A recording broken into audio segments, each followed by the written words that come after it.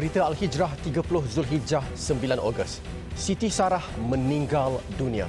Jenazah selesai dan sempurna dikebumikan. Juga vaksin COVID-19 untuk ibu hamil perlu diberi tanpa mengira usia kandungan.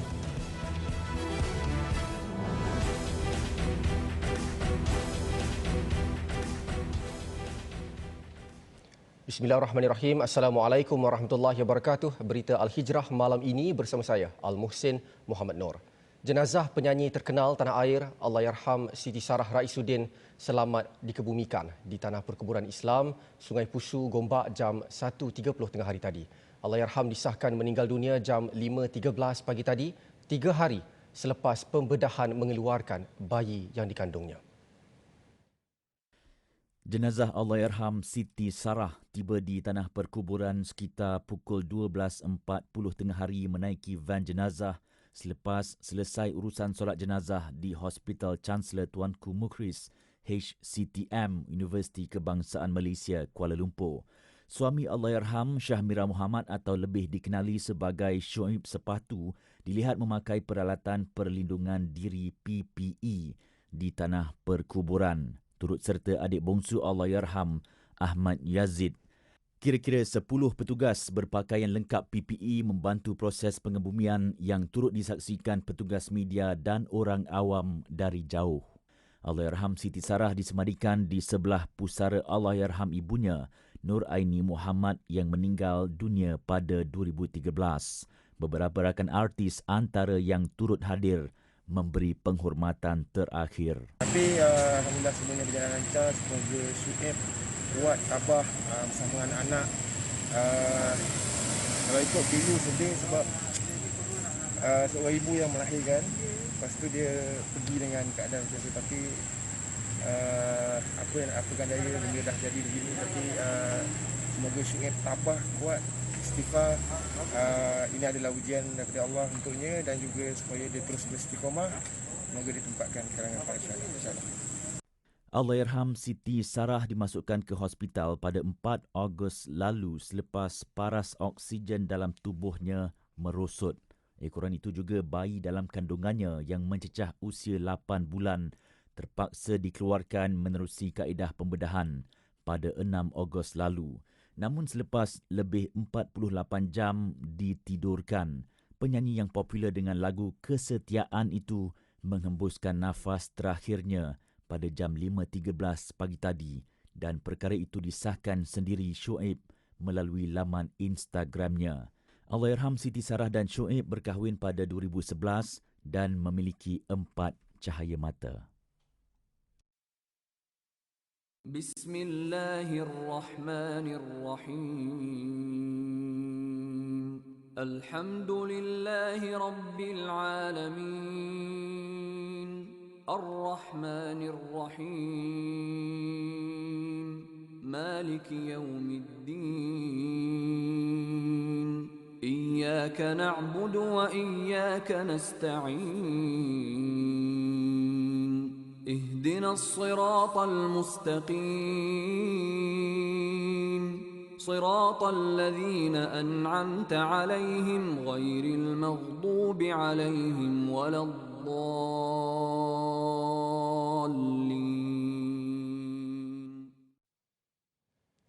Semoga roh Allahyarham Siti Sarah dicucuri rahmat Allah dan ditempatkan dalam kalangan mereka yang beriman. Amin insya-Allah.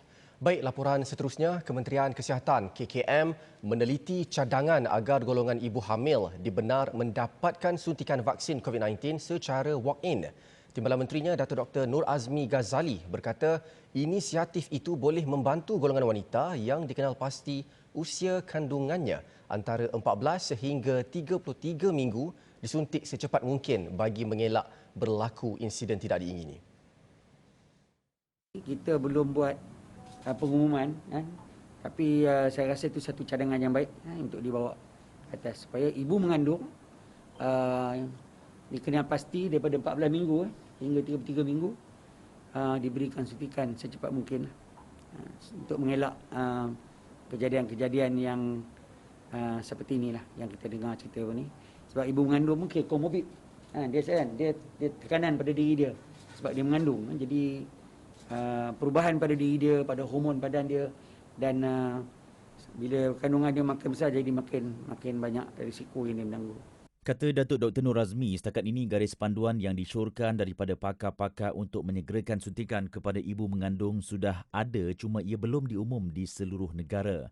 Jelas beliau di bawah penyelarasan Klinik Kesihatan Ibu dan Anak KKIA, ramai ibu hamil telah pun dipanggil untuk janji temu vaksinasi lebih awal berbanding pendaftaran melalui MySejahtera. Di daerah Hulu Perak, contohnya, hampir 400 ibu hamil yang dikenal pasti dan layak menerima vaksin telah dipanggil menerima suntikan vaksinasi secara walk-in di PPV berdekatan. Beliau diminta mengulas kebimbangan yang timbul dalam kalangan ibu hamil susulan kematian penggiat seni yang juga artis Siti Sarah Raisuddin pagi tadi akibat jangkitan COVID-19 ketika sarat hamil anak keempat. Sementara itu, pakar perunding perbidanan, sakit puan dan kesuburan Hospital Pakar KPJ Tawakal Kuala Lumpur, Dr. Ahmad Murad Zainuddin menyeru agar kerajaan mempertimbangkan pemberian vaksin kepada ibu hamil tanpa mengira usia kandungan. Jelasnya perkara itu perlu disegerakan berdasarkan ancaman pelbagai varian COVID-19 yang semakin mengganas. Nah, itu guideline. Tapi berdasarkan guideline sekarang, kita tak boleh ikut guideline lagi. Bagi saya prinsipal, you ambil, how sure are you that 35 minggu atau 36 minggu you tak boleh kena. Tak boleh garanti at any time. Jadi kita terpaksalah kena agresif. Kan? Jadi kita kata mak datang dulu, mother come first. Jadi kita kena bagi kat mak dia dulu. Jadi the moment you pregnant, get a vaccine. Tak kisah engkau 34 minggu ke 35 minggu, besok nak bersalin pun kalau perlu hari ni ambil. Sebab dia... Tambahnya, ibu mengandung tidak perlu risau dengan kesan kepada kandungan jika disuntik selepas waktu yang disarankan. Sebaliknya, fokus kepada kesihatan nyawa sendiri dan bayi di dalam kandungan. Dalam pada itu, Centre for Disease Control and Prevention dan Royal College of Obstetricians and Gynecologists RCOG berpangkalan di United Kingdom memaklumkan tiada data kajian menunjukkan wujud keperluan vaksinasi untuk tempoh tertentu ketika seseorang itu hamil. RCOG juga melihat pemberian vaksin selamat dan efektif untuk setiap tempoh kandungan.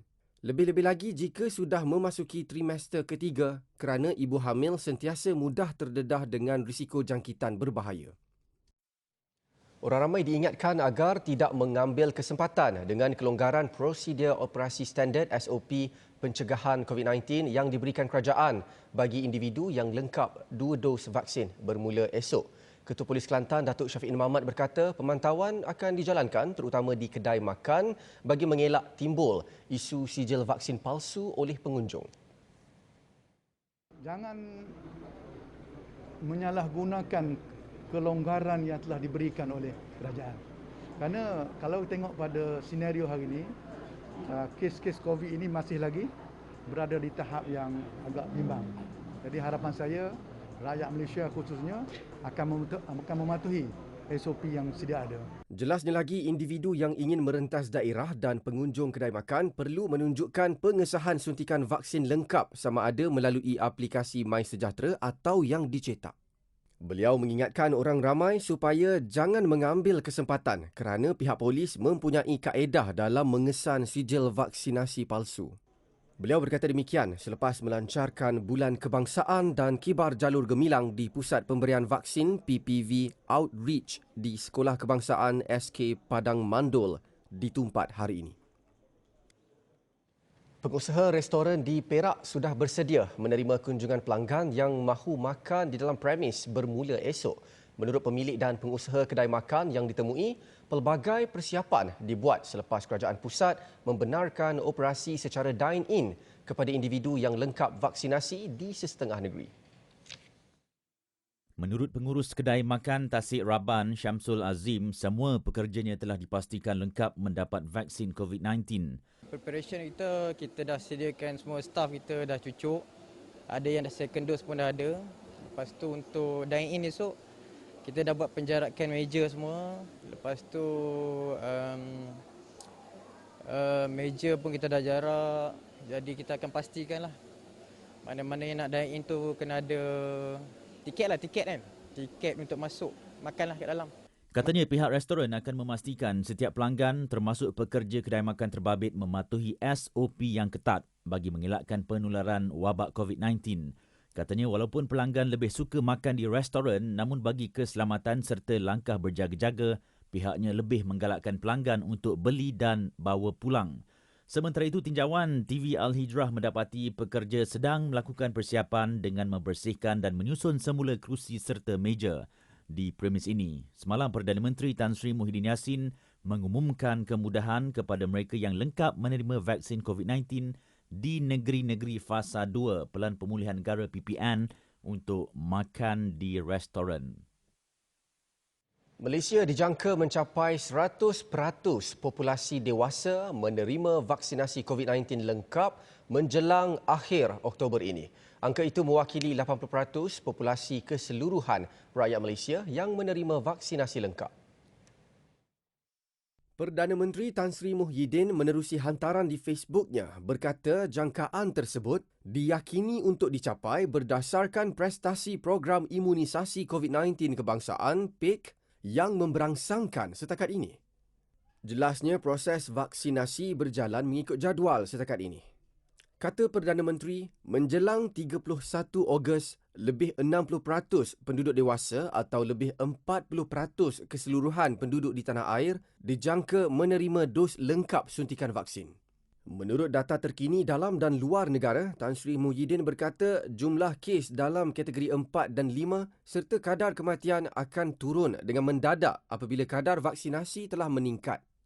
Setakat 8 Ogos, Malaysia berjaya mencapai 67.4% populasi menerima dos pertama dan 37.5% dos kedua bagi populasi dewasa.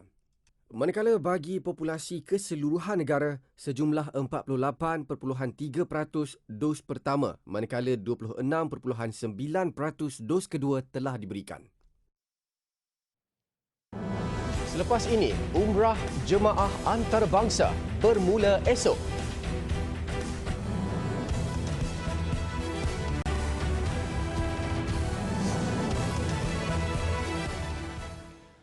Alhamdulillah bertemu lagi.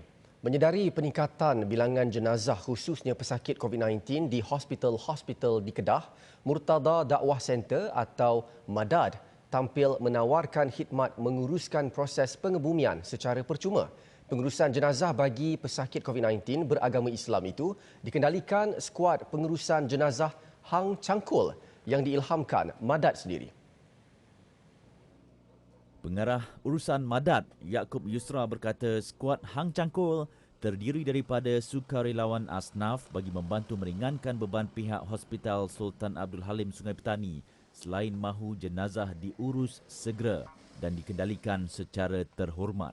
Sejak lambatkan jenazah berlaku di hospital, kalau kita tengok kesian pihak-pihak ni sampai 3-4 hari kadang-kadang jenazah tu perlu diambil untuk diuruskan, maka itu yang membuatkan ini secara spontan lah. Cuma daripada sudut Murtada Dakwah Center, kita pandang sudut yang lain sikit. Ini semua sukarelawan itu kita ambil daripada kalangan asnaf. Asnaf-asnaf memang dah berkhidmat dengan MADAD sebelum ni, kita duk bagi bantuan. So kita kata nak ada apa kami bagi peluang pekerjaan, sehari kita bayar RM30-40, hampa tolong uruskan jenazah. So jenazah pun dapat dibantu, keluarga jenazah pun senang hati, hampa pun dapat juga RM30-40 ni sebagai allowance lah. Nak kata banyak tak banyak, tapi daripada duduk menganga saja, tak ada kerja dan sebagainya, baik datang. So alhamdulillah dia win-win situation. Mengulas lanjut, beliau berkata inisiatif Murtada Dakwah Center itu juga selari dengan konsep pembangunan pusat dakwah 24 jam yang dibuka secara percuma pihaknya kepada golongan asnaf. Jadi bertepatan dengan keadaan COVID-19 ni membuatkan walaupun masjid belum pun siap dibina, kita mulakan dengan pengurusan jenazah. Sebab masjid ada tak ada, orang tetap mati. Mereka takkan beratuk tunggu, oh masjid tak siap lagi, tak boleh mati. Tak, dia orang tetap akan meninggal. So kita ambil inisiatif tu, kita jalan terus dulu, kan? And then we improvise lah apa-apa kekurangan. Sebab masjid memang kita menyediakan perkhidmatan pengurusan jenazah percuma. Sementara itu, Yaakob menjelaskan selain pengurusan jenazah, MADAD yang menjadi pusat dakwah merancang membangunkan ekosistem lengkap untuk pembangunan ummah di masa depan. Menurutnya, pusat dakwah yang turut menempatkan masjid 24 jam itu dijangka siap pada tahun 2025.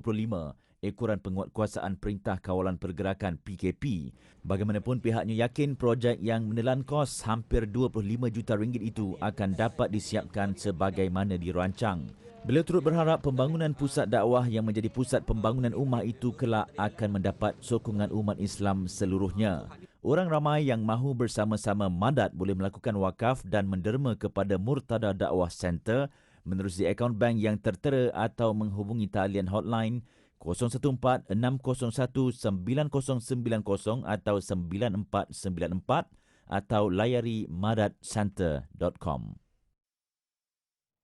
Bincang Niaga Bangkit bersama TV Al-Hijrah kembali lagi 10 Ogos ini. Kami sediakan ruang promosi produk dan perkhidmatan anda dengan pakej mampu milik agar anda kekal bersaing dengan berani.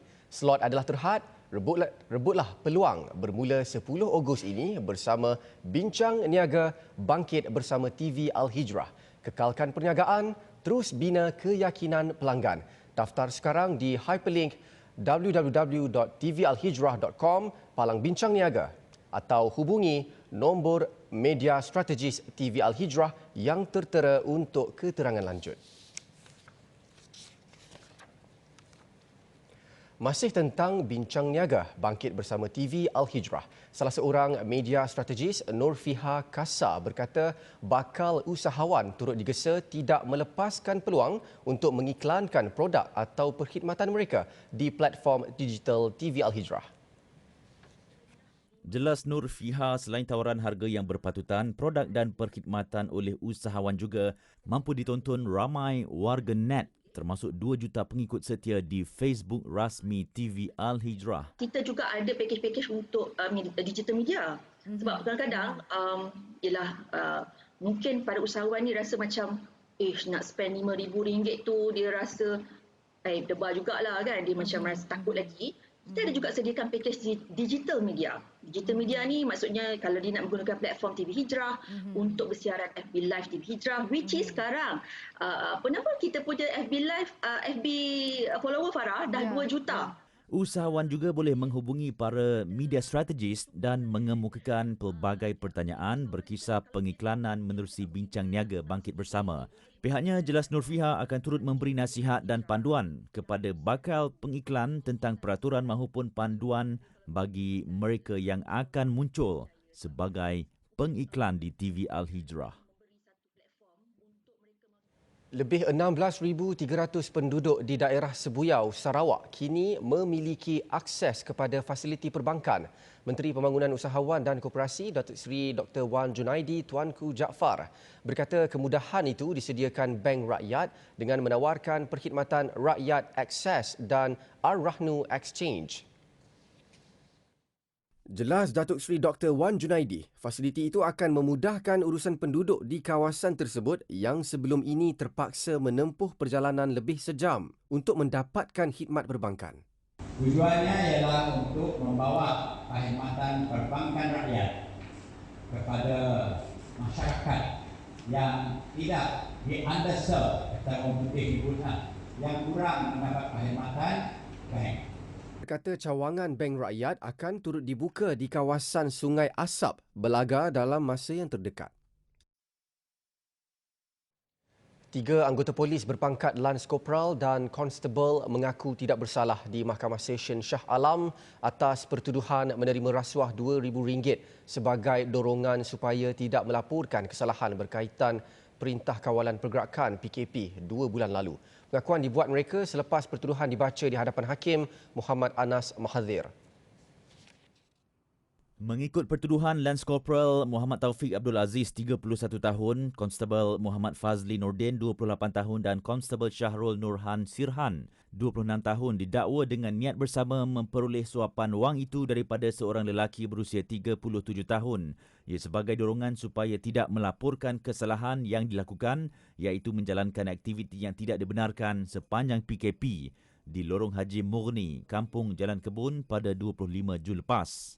Ketiga-tiganya didakwa mengikut Seksyen 17-A Akta Suruhanjaya Pencegahan Rasuah Malaysia SPRM 2009 dan boleh dihukum di bawah Seksyen 24-1 Akta yang sama yang dibaca bersama Seksyen 34 Kanun Keseksaan. Suspek berdepan penjara maksimum 20 tahun dan denda tidak kurang 5 kali ganda nilai suapan atau RM10,000 mengikut mana-mana yang lebih tinggi jika sabit kesalahan. Mereka turut berdepan satu pertuduhan pilihan iaitu bagi kesalahan sama di lokasi, tarikh dan masa yang sama didakwa mengikut Seksyen 165 Kanun Keseksaan dibaca bersama Seksyen 34 Kanun Keseksaan yang membawa hukuman penjara maksimum 2 tahun atau denda atau kedua-duanya jika sabit kesalahan. Tertuduh dibenar ikat jamin RM5,000 dengan seorang penjamin dan perlu melaporkan diri di pejabat SPRM setiap bulan. Seketika nanti, umat Islam sambut Tahun Baharu malam ini.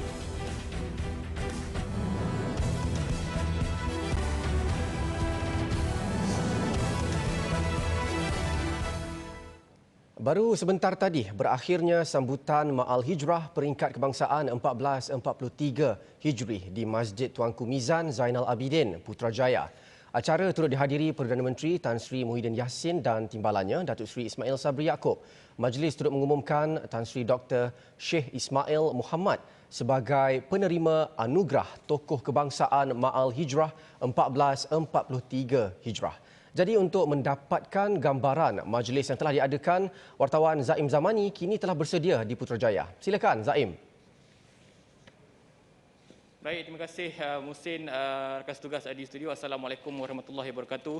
Dan seperti yang Muhsin maklumkan sebentar tadi, saya ketika ini berada di Masjid Tuanku Mizan Zainal Abidin di Putrajaya sempena sambutan Ma'al Hijrah peringkat kebangsaan bagi tahun 1443 Hijrah.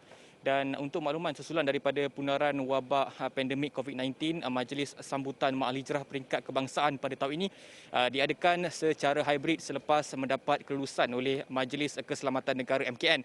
Dan MKN juga mensyaratkan untuk semua hadirin yang hadir pada majlis pada petang ini lengkap 2 dos vaksin selain perlu menjalankan ujian saringan COVID-19 bagi mengelakkan berlakunya penularan wabak COVID-19 pada majlis ini. Dan untuk makluman, majlis sambutan Ma'al Hijrah peringkat kebangsaan yang diadakan secara sederhana namun penuh makna pada hari ini bermula pada jam 7 petang tadi dan telah pun berakhir tepat jam 8 malam tadi. Dan ia dihadiri oleh Perdana Menteri Tan Sri Muhyiddin Yassin, Timbalan Perdana Menteri Datuk Seri Ismail Sabri Yaakob dan beberapa menteri kabinet antara yang saya dapat lihat tadi, Menteri di Jabatan Perdana Menteri Hal Ehwal Agama Datuk Dr. Zulkifli Muhammad Bakri dan juga Menteri Kanan Pendidikan Datuk Dr. Razidin, selain Ketua Pengarah JAKIM Datuk Abdul Aziz Yusof dan juga Pengarah Jawi Datuk Muhammad Ajib bin Ismail.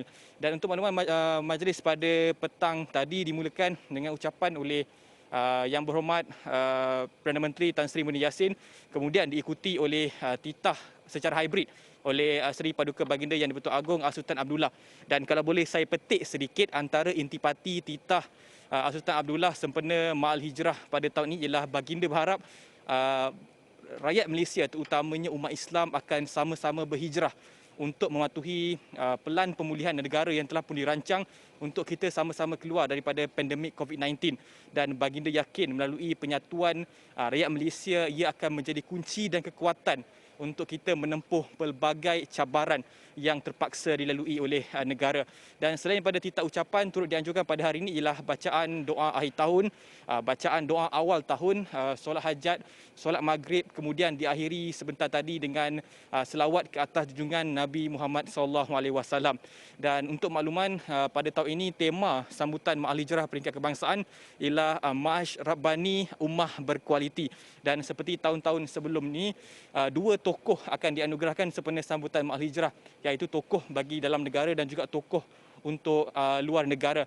Dan bagi tokoh dalam negara tahun ini dianugerahkan kepada bekas hakim Majlis Tilawat Al-Quran peringkat kebangsaan dan juga peringkat antarabangsa yang juga mantan Imam Besar Masjid Negara Tan Sri Ismail bin Muhammad. Manakala bagi tokoh antarabangsa pula diberikan kepada Setiausaha Agong Liga Dunia Islam yang juga penasihat kepada Majlis Diraja Arab Saudi Sheikh Abdul Karim Al-Issa. Dan kedua-dua individu itu diberikan anugerah Tokoh Ma'al Hijrah pada tahun ini susulan sumbangan mereka menegakkan syiar Islam di peringkat negara maupun di peringkat antarabangsa. Dan saya kira setakat itu dulu laporan saya daripada Putrajaya, dan sempena sambutan Ma'al Hijrah pada tahun ini, sama-samalah kita mengharapkan bermulanya esok pelbagai lagi perkara-perkara baik yang akan dapat kita laksanakan, dan semoga tahun mendatang ini akan lebih baik daripada sebelumnya. Sekian daripada saya, kembali kepada rakan setugas. Baik, terima kasih Zaim, live dari Putrajaya. Sementara itu, Tanah Suci Makkah khususnya di Masjidil Haram kini telah siap sedia menerima jemaah umrah dari luar Arab Saudi. Sebelum ini, ia mengesahkan akan membuka pintu antarbangsanya bagi kemasukan jemaah umrah bermula 1 Muharram. Antara persiapan yang giat dilakukan adalah bagi memastikan kelancaran pergerakan jemaah seawal kemasukan mereka ke Masjidil Haram untuk tawaf, sa'i dan keluar. Menurut Timbalan Presiden bagi hal ehwal dua masjid suci, Dr. Saad Muhammad Al-Memid, turut diberi tumpuan adalah kawasan-kawasan awam dan ruang lega di sekitar Masjidil Haram. Katanya persiapan terbaik dilakukan bagi memastikan segala operasi mencapai matlamat utama, iaitu persekitaran yang selamat. Selain kaki tangan sokongan, pihak Masjid Suci itu juga mula menggunakan perkhidmatan yang lebih canggih yang menempati piawaian kesihatan antarabangsa dalam usaha menyambut tetamu Allah dari luar Arab Saudi. Sementara itu, dalam perkembangan terbaru juga, Arab Saudi membenarkan kanak-kanak 12 tahun ke atas yang telah memperoleh sekurang-kurangnya 1 dos vaksin untuk menunaikan umrah dan ziarah selain mengunjungi Raudah di Madinah. Sebelum berpisah, marilah sama-sama menyertai perbincangan di platform Clubhouse TV Al-Hijrah jam 9.30 malam ini bagi mengikuti topik pada hari ini 11 tahun yang lalu, sempena ulang tahun ke-11 TV Al-Hijrah. Ramai personaliti TV Al-Hijrah akan berkongsi pengalaman dan kenangan bersama saluran TV Islam terulung tanah air itu. Dengan itu, sekian berita Al-Hijrah. Saya Al-Muhsin Muhammad Noor. Assalamualaikum warahmatullahi wabarakatuh dan selamat malam.